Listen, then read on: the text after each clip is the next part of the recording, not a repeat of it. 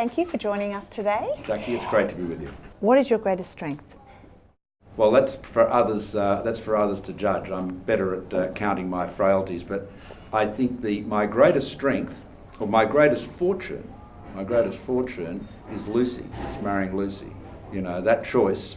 It's always a bit of, particularly when you get married very young, like we did. There's always an element of chance in it, isn't there? But that's my greatest strength, and that's the wisest decision I've ever made. And your greatest weakness? Well, I think as a politician I talk for too long sometimes. I think everyone says I'm too wordy, so that's probably a weakness. What do you see as the major issues for women in 2016? Respect. The most right. Well, there's so many issues. Okay, but at the highest level, the most important thing we can do, and this is something, the first person I heard say this was Lucy, actually, but it's absolutely right. We must teach our sons to respect their mothers and their sisters, to respect women, and men, we have to do that. We have to lead by example.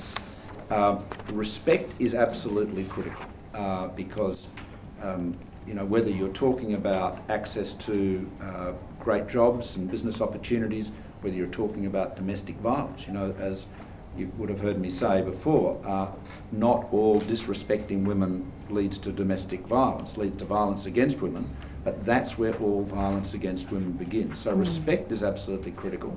And of course what that means is that you should aim for gender equality everywhere. So we should aim, women hold up half the sky, as the Chinese say, and they should be given due credit for it in every respect. Talking about respect, you have been very vocal about domestic violence, and everyone's agreeing that it is a major problem. How are you going to address that issue specifically?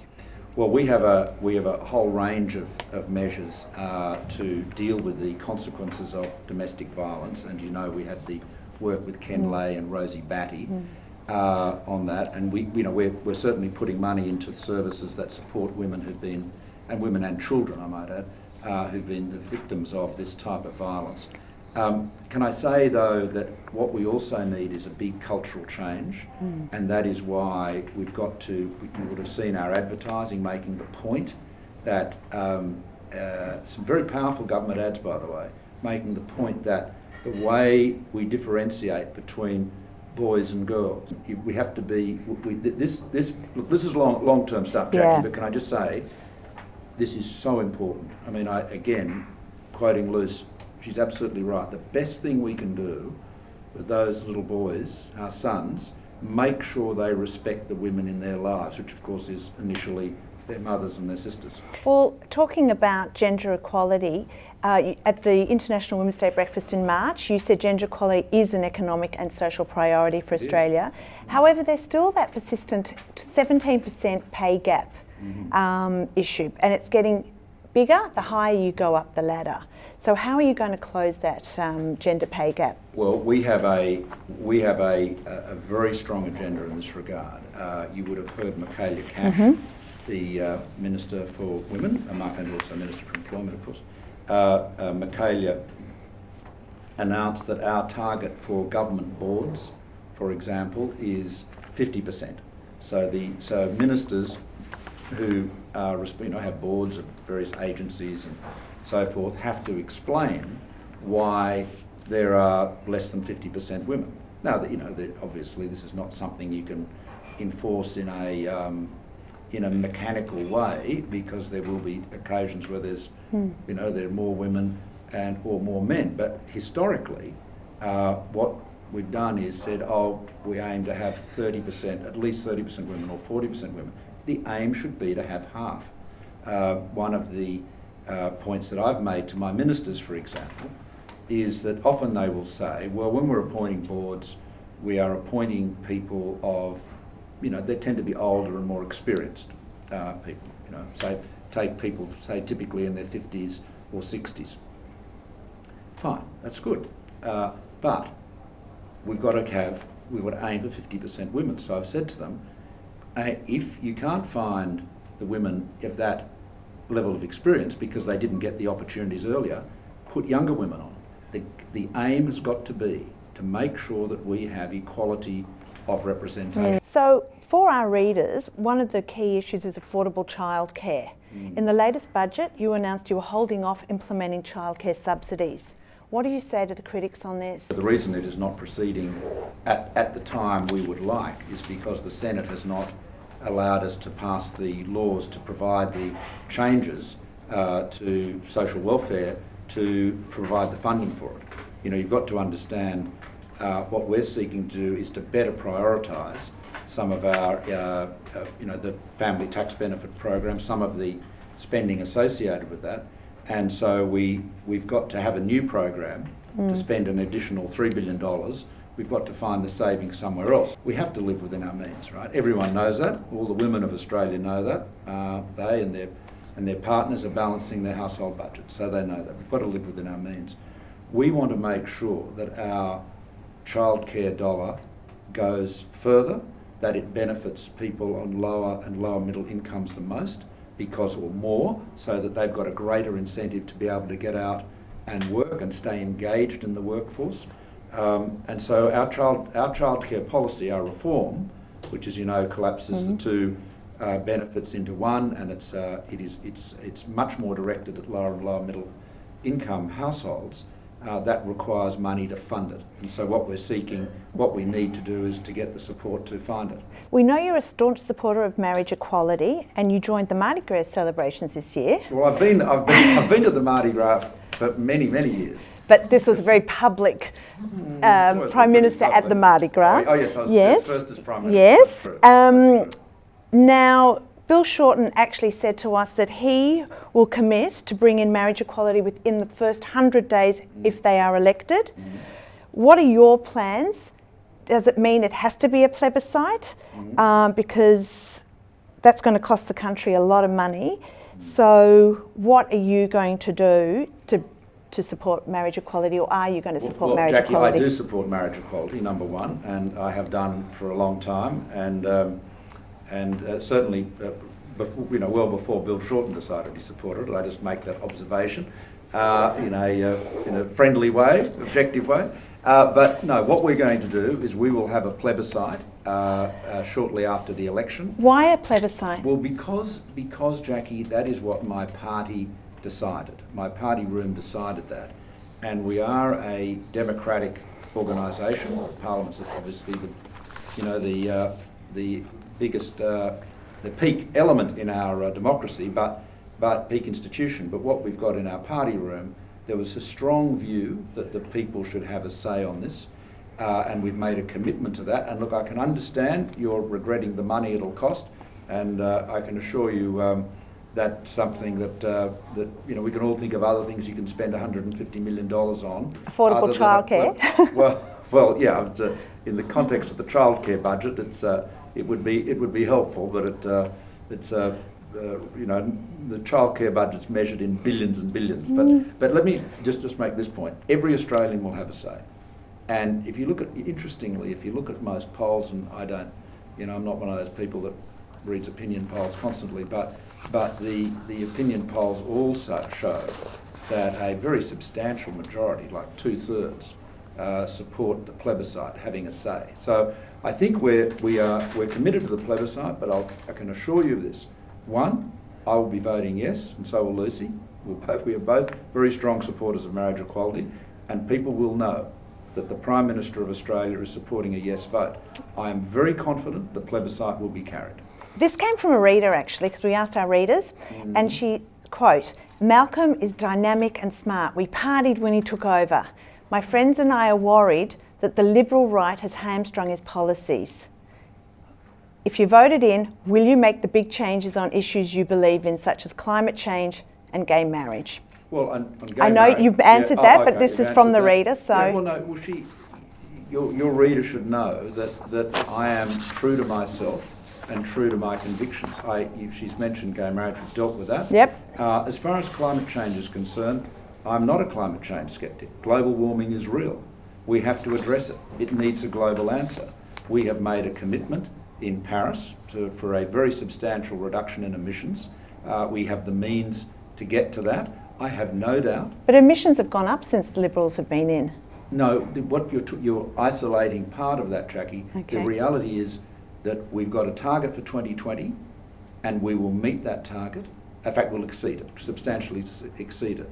We've got a target for 2030, which is 26 to 28%, as you know, from 2005, but it's also a 52% per capita cut. So it's a substantial cut in emissions. The critical thing is that we've made that commitment, other nations have, and I can give you this undertaking, that Australia will continue to meet its targets, and as the global community increases those targets, as I believe it will, it's very likely that it will, then we will increase with them. Now, my difference of opinion with Bill Shorten on this issue is this, simply this. What Bill is proposing is a unilateral increase in our emissions cuts by 2030 to 45%. That would impose a very substantial additional cost on Australia. There's no doubt about that. It'll require a carbon tax, or very effectively a carbon tax that's very expensive. But the problem is it's not being done in coordination with others. So having now struck that deal in Paris, what we have to do is move up with the rest of the world, because unless we move up together, we don't get the outcome. You know, they call it global warming for a good reason. It's a global problem and it needs a global solution. And I'm very committed to it. Okay. What are your thoughts on Donald Trump? It's a matter for the American people. Bill Shorten told me he thinks he's mad as a meat axe. How do you respond to that? Bill Shorten's the opposition leader. I'm the Prime Minister. It's a matter for the American people. What makes you cry? Just a quick things. one. I mean, I can see, you know, a mother with a baby on the train, and it'll. Okay. I'll get a bit weepy. You're aware of S99. Our readers have been very moved by this story. You know, she's a 19-year-old asylum seeker on Nauru who's been raped while in detention. Even The Guardian has said that you've washed your hands of it. Our readers say, has the government lost its compassion? What are you going to do to help this woman? Well, we don't comment on individual cases, and you'll understand the reasons for that. But let me say to you that we provide medical support, mental health support in Nauru. People that can't be treated there are taken to Australia, as you know, a number have been, or elsewhere to make sure. We're waiting for her to be taken to Australia. She's in her second trimester. Jackie, I can't comment on an individual case. What poster did you have? I can just say to you, we are very committed to ensuring that all of those people get the medical treatment they need. But can I just say to you too,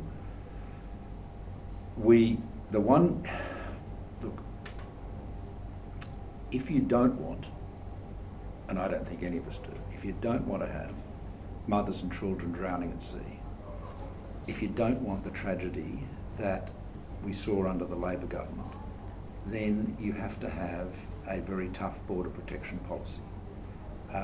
And it is tough, there's no doubt about that, but we know what the alternative is. It is young people, old people, mums and their babies in the hands of these crooked people smugglers drowning at sea. So we're not talking about theory here. We know exactly what happened when Labor abandoned our border protection regime. It was a complete and utter tragedy. But now what we have to do, we've got to treat all these people with great humanity, and we do, but they cannot come and settle in Australia. We're not talking about her settling in Australia, we're talking about compassion for her particular situation right now. Well, can I say to you, the individual case, every person, whether it's her or anyone else, is treated with compassion and given the medical attention they need. Again, I can't comment on the particular case, but just there's a big issue here, and what we saw under the Labor Party was a colossal tragedy, and we cannot let that happen again. Favourite TV show? I've enjoyed House of Cards, the American version, obviously, the latest one, although the English original was fantastic. Your guilty pleasure? It's chocolate. Beatles or Rolling Stones? Very much Beatles in my youth, but Rolling Stones as I got older. If you could have dinner with one famous figure, dead or alive, who would it be? Well, you know, You know, this again is a bit sentimental, but the famous figure I would love to have dinner again with, because he was so entertaining, the ultimate dinner companion, was Lucy's uncle Robert Hughes. I was just got an email about him on the train coming out here today, and Bob was not only a great cook, but you know, the ultimate sort of raconteur conversationalist. What would you say to your 17-year-old self? Just believe in yourself. Just keep at it and have fun. Actually, you know what I would say to my 17-year-old self? I'd say, don't take yourself so seriously, because that's what I said. I said to you as you get older, I said you get more patient. That's true. I mean, you know, young people take themselves very seriously. I was a pretty serious young fellow, but still, I've grown into a more patient man. Which world leader currently in power do you most admire? President Jokowi of Indonesia is a remarkable leader. Why? He has stood up for, in a very persuasive and compelling way, as proof, as he would say, that Islam is compatible with democracy and moderation, or what we might call tolerance or mutual respect. He's a really great role model, and in a world where there is a lot of intolerance and a lot of religious hatreds and animosities and a lot of extremism coming from elements, very small elements of course, in the Muslim world, Jokowi's leadership as leader of the world's largest Muslim nation is really important. Thank you very, very much. Thanks, Jackie.